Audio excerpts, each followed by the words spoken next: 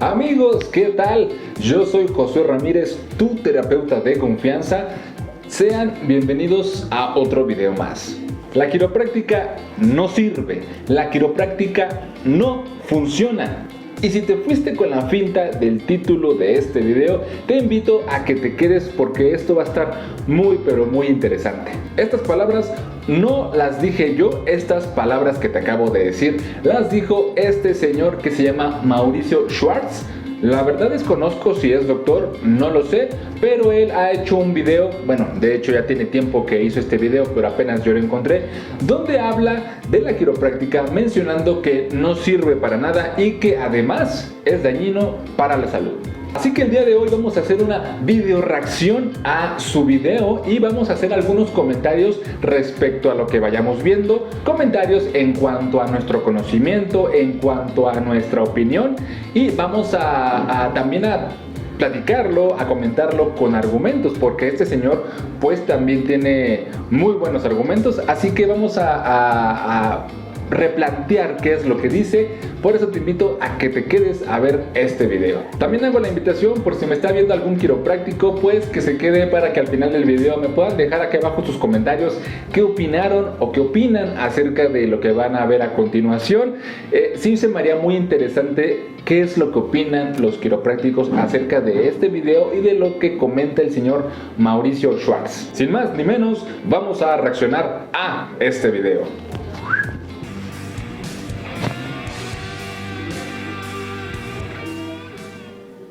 Quiropráctica, hacer con las manos. ¿Hacer qué?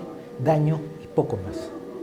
La quiropráctica es una pseudomedicina inventada a fines del siglo XIX por un señor que no sabía nada de medicina, tampoco sabía nada de biología, tampoco sabía nada de anatomía, lo ignoraba todo respecto de la fisiología, no tenía la más remota idea acerca de lo que estaba ocurriendo en el mundo de la ciencia con respecto a la microbiología, pero creía que tenía la respuesta a todo. Y ese señor se llamaba Daniel David Palmer. Su profesión era vendedor de comestibles, pero como oficio a un lado era médico. Perdonen los cohetes, amigos, aquí siempre hay cohetes. Médico magnético es un señor que le aplica imanes y dice que lo está curando. Evidentemente, como el ser humano no es objeto de atracción magnética, como no es diamagnético, los imanes no le hacen absolutamente nada. Sin embargo, la patraña de la medicina magnética sigue existiendo, pero Daniel David Palmer dijo que había encontrado otra cosa. Él cuenta, y así lo cuenta él, que en 1895 lo fue a ver Henry Lillard, un sordo, un hombre que estaba sordo desde los 17 años por un golpe, y con su absoluta ignorancia de la anatomía, Palmer decidió que tenía una vértebra prominente, le preguntó si se la podía reacomodar, el chico dijo que sí, él le empujó la vértebra y el hombre, milagro, volvió a oír. Esto no está corroborado absolutamente por nadie, es lo que contó Daniel David Palmer. ¿Cómo podía haber contado que había llegado a la tumba de Lázaro y le había dicho: Lázaro, levántate y anda? Y Lázaro se levantó y andó, o anduvo, como dice el viejo chiste. A partir de este acontecimiento que dice que vivió, Daniel David Palmer decidió que él conocía. Fíjese usted qué logro tan impresionante.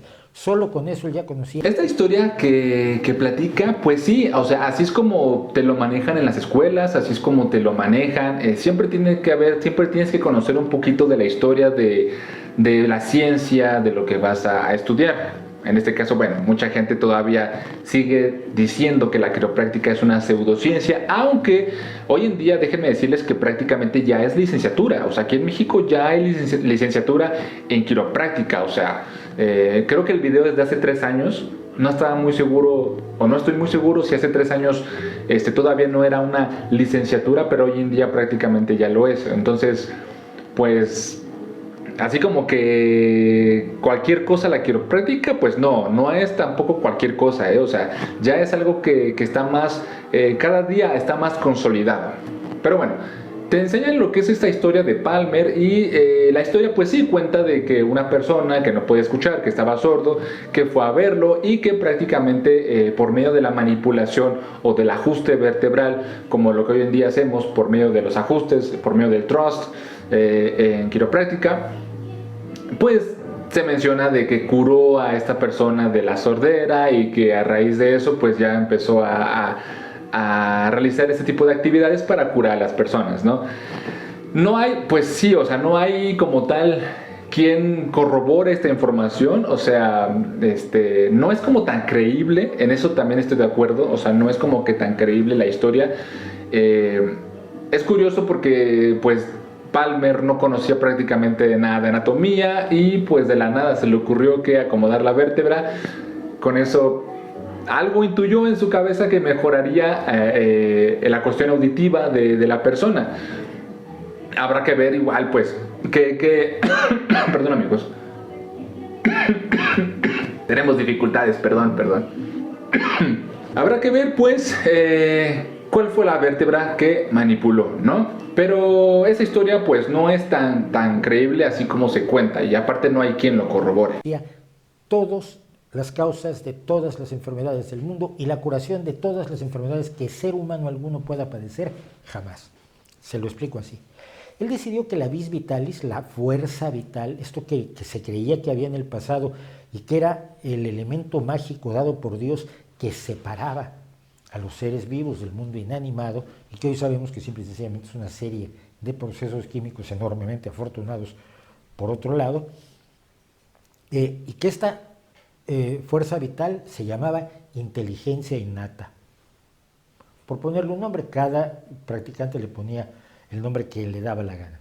Y esta inteligencia innata corría por la columna vertebral, y si algo la interrumpía porque se movía una vértebra, entonces había una enfermedad. Todas las enfermedades, todas las enfermedades estaban causadas por pequeños desplazamientos de las vértebras que él podía ajustar con sus deditos y restaurarle la salud plena a todos sus pacientes. Habría que señalar algunas cosas. Los nervios del oído... En este video voy a tratar de parar en cada cosa que diga, porque realmente es muy importante lo que este señor está diciendo. Tengo que decir que habla con mucha...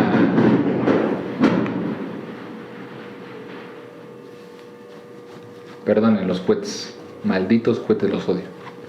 Seguramente los perros también los odian. Y habla con mucha lógica ese señor, lo que va a decir tiene cierta lógica, ¿no?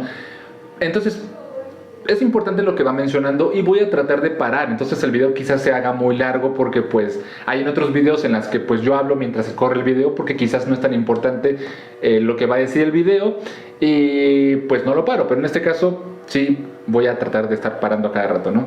Creo que el señor está confundiendo la quiropráctica, con lo que está diciendo, creo que está confundiendo la quiropráctica con el alfabiotismo. Tengo entendido que en el alfabiotismo todo lo relacionan con la columna vertebral, con las raíces nerviosas, con las inervaciones, como pues sí, aquí en la quiropráctica, pero en el alfabiotismo ellos, todas las enfermedades se las aunadan, ¿cómo se puede decir? Se las deben a la columna vertebral. O sea, en el alfabiotismo se menciona que prácticamente si tú padeces, no sé, de un problema de riñón, de hígado, pues lo principal es que tienes un problema en la columna vertebral, tienes un problema de subluxación. Eso es el alfabiotismo, que es diferente a la quiropráctica. Ahí sí, todas las enfermedades se las deben o se las ponen a un problema en la columna vertebral. Entonces, es muy diferente. Es muy diferente porque ellos sí están un poquito más en contra de los médicos y de otro tipo de atenciones porque creen que todo el problema se debe a eso. Entonces es muy diferente y creo que lo está confundiendo. Así que ahí hay un punto de vista en el cual no estamos de acuerdo, porque, bueno, vamos a seguir viendo, pero él también, el señor, cree que nosotros o la gente que practicamos la quiropráctica curamos todo, y no es así. O sea, la quiropráctica no es magia y tampoco cura realmente todo. Entonces vamos a seguir viendo. Los nervios que van de nuestro oído interno, donde perciben los sonidos, a la zona de ahorita va a hablar cerebro, de la cuestión auditiva, sonido, cómo corrigió al sordo Palmer. Son nervios craneales. Son nervios que solamente funcionan dentro del cráneo, no necesitan pasar por la columna vertebral, que es por donde pasan los nervios que controlan nuestro cuerpo del cráneo para abajo. Entonces, desde el punto de vista meramente anatómico, es improbable, por no decir una patraña, pensar que mover una vértebra pueda realmente devolverle el oído a otra persona. Pero además, cuando se desplaza una vértebra es un problema muy grave y no se arregla empujándola como si... Ahorita va rápidamente a hablar de otro problema. Está hablando como que de varias cosillas así de rápido. Entonces vamos a interrumpirlo, ¿no? Vamos a estar interrumpiendo un poquito a cada rato. Bueno, ok.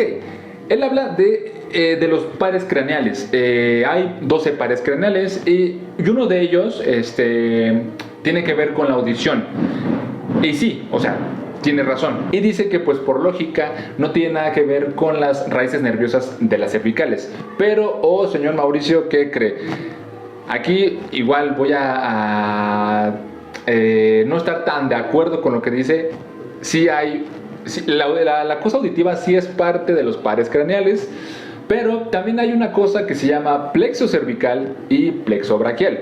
Entonces voy a ponerles una imagen y voy a explicarles qué onda con el plexo cervical. Y bueno, en el plexo cervical está formado por los ramos anteriores de los primeros 4 nervios espinales, es decir, las raíces C1, C2, C3 y C4 se unen por delante de las apófisis transversas de las 3 primeras vértebras cervicales, formando 3 arcos. El plexo se divide en ramas superficiales y ramas profundas. Ahora, chéquense con la imagen que vamos a colocar. Déjenme colocárselas. Y bueno, ok. Lo que están viendo en pantalla es el plexo cervical. Como pueden ver, tenemos ahí todas las raíces nerviosas. Tenemos a C1, C2, C3, C4. Estas raíces nerviosas de estas primero 4 vértebras tienen que ver con lo que es todo el plexo cervical y con la inervación de cada uno de los nervios. Estamos viendo el nervio hipogloso, que es el 12º par craneal.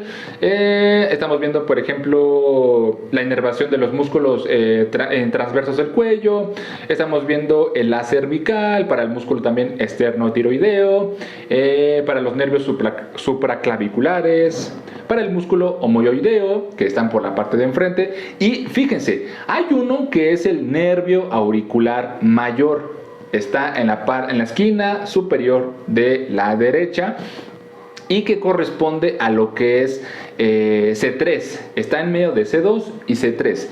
Entonces ahora chéquense con lo que les voy a decir. Ok, el nervio auricular magno es un nervio procedente del plexo cervical superficial, cuyo origen se sitúa en el nervio raquídeo cervical C3.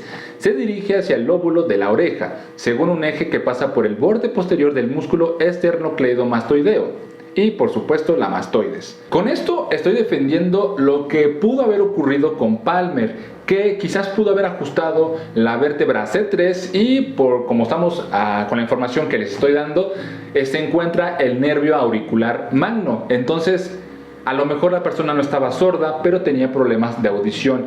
A lo mejor no escuchaba al 100%, escuchaba medio mal. Y con el ajuste de C3, pues corrigió un poco esa cuestión auditiva. Así que aquí estoy defendiendo a Palmer. El señor tiene razón. El nervio auditivo es parte de los pares craneales, pero en el plexo cervical también tenemos el nervio auricular magno. Así que está diciendo una verdad a medias, porque creo que el señor no conoce de anatomía. Si se metiera un lego en su sitio. Un desplazamiento de una vértebra se llama espondilolistesis. Y si ocurre en el cuello, como supuestamente le pasó al presunto paciente víctima existente o no de Daniel David Palmer, puede sufrir dolor, insensibilidad, debilidad en las manos, problemas de equilibrio, incontinencia de los esfínteres. Vamos, que es una cosa enormemente grave y resolverla requiere cirugía, no empujar con el dedito una vértebra. Sin embargo, Daniel David Palmer no se perdió el tiempo haciendo estudios, tratando de comprobar que lo que decía era cierto, haciendo investigaciones.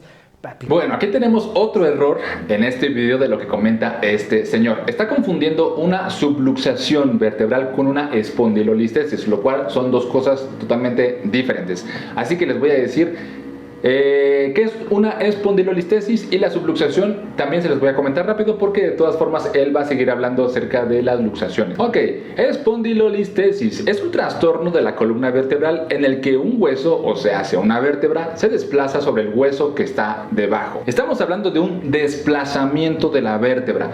¿Qué diferencia hay con la subluxación de la vértebra? Les voy a ir colocando imágenes para diferenciar un poco esta situación. La subluxación de una vértebra es muy diferente a el desplazamiento de la vértebra. Se podría catalogar que la espondilolistesis también es una subluxación, pero es más que nada un desplazamiento de la vértebra. Y en la subluxación tenemos que la vértebra puede rotar un poquito hacia la izquierda, puede rotar un poquito hacia la derecha, puede inclinarse un poquito hacia abajo y puede inclinarse otro poquito hacia arriba. Es cuando la vértebra se mueve, digamos, se desacomoda un poco del lugar en el que debería estar. Es muy diferente a que la vértebra se desplace totalmente. Y les voy a poner dos imágenes. Esto es una subluxación de una vértebra y es una espondilolistesis. La subluxación de la vértebra se puede corregir con un ajuste quiropráctico, con una manipulación quiropráctica. La espondilolistesis es un problema serio, es un problema que lo mejor es no hacer realmente el ajuste y hay que evaluar ya de diferente forma. En el caso de una espondilolistesis y por supuesto que se corrobora con una radiografía, pero el tratamiento es diferente a una subluxación. Esa tontería que es la ciencia, ¿para qué? Lo que hizo fue inmediatamente poner una escuela y empezarle a cobrar a otros por enseñarles lo que él tampoco sabía. Es imposible cambiar la posición de las vértebras con una manipulación externa, salvo que sea extremadamente brutal, pero que no funciona por la manera misma en que están conectadas entre sí las vértebras. Entonces, el hecho mismo del ajuste quiropráctico, como le llaman ellos a las manipulaciones que hacen, es falso, porque no es posible hacer los cambios que ellos dicen que pueden hacer en la columna vertebral. Aquí igual no coincido tanto con el señor. Nosotros obviamente tenemos que hacer una valoración física, una valoración funcional, tenemos que hacer una cierta valoración al paciente. En mi caso, antes de hacer un ajuste, antes de un masaje, checo la columna vertebral, hago una valoración por medio de los dedos, un pequeño barrido por toda la columna vertebral y me he encontrado con personas que pues de repente tienen una pequeña escoliosis, muy pequeñita obviamente, tienen las vértebras un poquito fuera de su lugar, una subluxación, no una espondilolistesis, una subluxación. No, que no están del todo en su lugar, hay una pequeña curvita que se hace en la parte torácica. Eso me ha tocado en casos donde yo checo, reviso la columna y así está la columna. Obviamente cuando yo hago el masaje, cuando hago los ajustes torácicos, cuando hago los ajustes cervicales correspondientes y vuelvo a corroborar cómo está la columna está derecha. Eso es algo que nosotros no podemos engañar a la gente porque al menos en mi caso, cuando la persona viene acompañado de otras personas, siempre les hago la observación. Miren, aquí tenemos una pequeña escoliosis funcional, una pequeña escoliosis que es muy pequeñita, pero que quizás la podemos corregir con ajuste quiropráctico. Y después de que hago los ajustes, les vuelvo a mostrar y ellos mismos observan el cambio. No engañamos a la gente, realmente sí logramos un cambio cuando hacemos ajustes. Así que, pues, el señor a lo mejor es muy escéptico, a lo mejor no quiere creerlo porque no ha acudido obviamente con ningún quiropráctico, pero nosotros que lo hacemos, que trabajamos en eso, claro que nos ha tocado ver los cambios, por supuesto que sí. A los desajustes de la columna vertebral les llaman subluxaciones, es decir, algo menos que una luxación. Una luxación es una dislocación donde se separan dos huesos que deberían estar articulados. Una subluxación es menos que eso. ¿Y cómo se mide una subluxación? Nadie lo sabe. ¿Cómo se detecta una subluxación? ¿Cuáles son sus características radiológicas que pudiéramos ver en una radiografía? Nadie lo sabe. Solo ellos saben, por su magia, cuando una vértebra está subluxada y la mueven y deja de estar subluxada, y todo esto se lo tiene usted que creer porque no hay manera alguna de comprobarlo.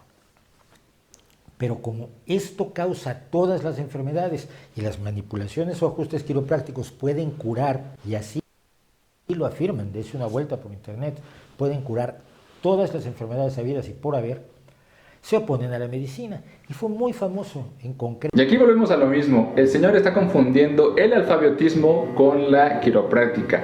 Primero voy a platicar lo de cómo detectar una subluxación. En mi caso, siempre trato, casi siempre, de pedir radiografías, de que me traigan sus radiografías de la columna para ver cómo está, para ver las vértebras. Casi siempre trato de que me traigan radiografías. Y digo casi siempre porque a veces no hay la posibilidad de que me las traigan, ¿no? A veces es imposible por lo económico, por X situación. Una luxación, pues obviamente sí es muy fácil de identificar. Una luxación, el hueso pues no está en su lugar, se ve a simple vista, se siente. Para eso ocupamos lo que es el tacto, lo que es la palpación. Y pues sí, una luxación pues sí es fácil de identificar. Una subluxación, en este caso entiendo que pues él tenga esa duda, pero al menos en mi caso las subluxaciones las vemos en las radiografías. Y en cuestión de las vértebras, para eso hacemos test ortopédicos, hacemos test de valoración para identificar, al menos en mi caso, si el problema es muscular, si el problema es ligamentoso, si el problema es tendinoso, si el problema es biomecánico, para identificar de dónde es el problema, si es en cuestión de la vértebra que está subluxada, porque está pellizcando un nervio, porque también ocurre esa situación. ¿Cómo nos podemos dar cuenta también de una subluxación? Cuando la persona, no sé, por ejemplo, tiene hormigueo en las manos, tiene hormigueo en las piernas, pérdida de fuerza, pérdida de sensibilidad, nos está indicando que posiblemente tengamos una vértebra subluxada que esté pinzando un nervio, siempre y cuando en cuestión de las lumbares descartemos que haya hernia discal. Para eso hacemos otras pruebas y otros test. O sea, sí, estamos haciendo pruebas y test para descartar toda posibilidad de problemas que pueda haber antes de hacer algo, antes de hacer una manipulación, antes de aplicar una terapia. Obviamente tenemos que descartar. Si nosotros hacemos un test que nos da positivo una hernia discal, no hacemos tracciones, o al menos en mi caso, ajuste, perdón.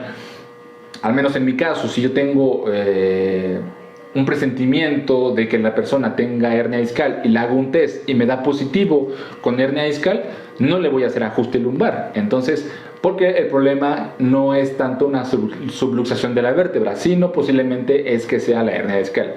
Entonces, bueno, ahí entiendo al señor que tenga sus dudas, pero nosotros también sabemos cómo hacer nuestro trabajo. Y por favor, no confundan el alfabetismo con la quiropráctica. La forma en que en las décadas de 1950 a 1960, los quiroprácticos se opusieron violentamente a la vacuna contra la poliomielitis, porque decían que era innecesaria. Lo que había que hacer era ajustarle las vértebras a los niños y con eso dejaban de tener poliomielitis, porque la poliomielitis, según ellos, estaba causada por la fuerza que sube, que baja, que corre y que viene, y no por el virus de la polio, como sabemos con absoluta certeza que está causada. Sin embargo, los ajustes quiroprácticos implican hacer restallar las vértebras, hacer restallar los huesos de una manera muy similar a la que hacemos cuando nos rompemos. Ahí vamos con otro tema también. Si logran que se restallen los huesos, ellos creen que los han movido del lugar, cuando en realidad yo no me acabo de mover del lugar las falanges, simplemente por tronarme los dedos. I'm up above here. Oh boy, look at you falling in place. Oh. Yes, ma'am. Wait. Okay. Good. Esta forma de hacer restallar las vértebras, que a veces de niños lo hacíamos por jugar, que te ponían así, te apretaban y sonaba crack, no tiene ninguna propiedad terapéutica. Hacer restallar los huesos no tiene ninguna capacidad de curarnos nada, ni cambia de lugar ningún hueso con respecto a los demás huesos.